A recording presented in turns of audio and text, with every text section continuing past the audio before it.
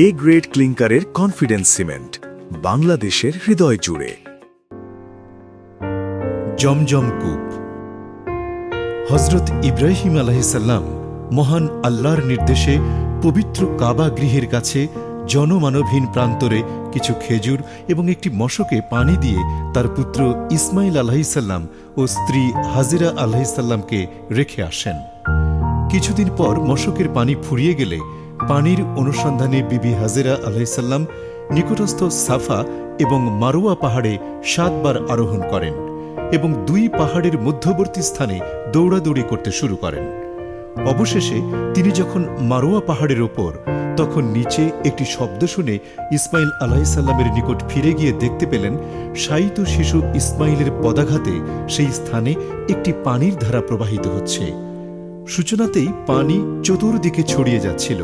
তাই বিবি হাজিরা আলাইহিসসালাম পাথর দিয়ে বাঁধ দিয়ে হিব্রু ভাষায় জমজম অর্থাৎ থাম থাম বলতে শুরু করেন।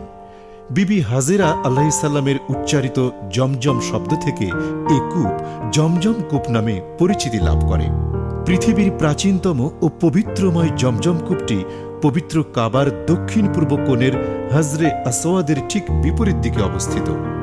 একটি আয়তক্ষেত্রের মতো এ কূপটি প্রায় 18 ফুট দীর্ঘ এবং 14 ফুট চওড়া। কূপটির গভীরতা 140 ফুট। পৌত্তলিক যুগে জুরহুমিগণ শত্রুতাবশত কূপটি বন্ধ করে দেয়।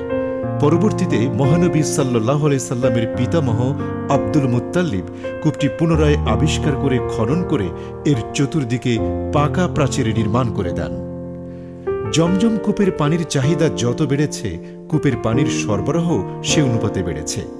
শুরু থেকে অদ্যাবধি জমজম কূপের পানিতে একই লবণাক্ততা এবং স্বাদ বিদ্যমান। লক্ষ কোটি লোক এর পানি পান করে রোগমুক্তি লাভ করছেন। জমজম কূপের পানি কখনো রাসায়নিক প্রক্রিয়ায় পরিশোধন এবং জীবাণুমুক্ত করার প্রয়োজন হয় না। হজরত ইবনে আব্বাস রাদিয়াল্লাহু তাআলা আনহু থেকে বর্ণিত, তিনি বলেন, রাসূলুল্লাহ সাল্লাল্লাহু আলাইহি সাল্লাম বলেছেন, জমিনের উপর সর্বোত্তম পানি হল জমজমের পানি।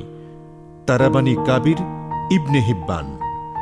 হজরত জাবির রাদিয়াল্লাহু তাআলা আনহু থেকে বর্ণিত, তিনি বলেন, রাসূলুল্লাহ সাল্লাল্লাহু আলাইহি সাল্লাম বলেছেন, জমজমের পানি যে উদ্দেশ্য নিয়ে পান করবে তা পূরণ হবে।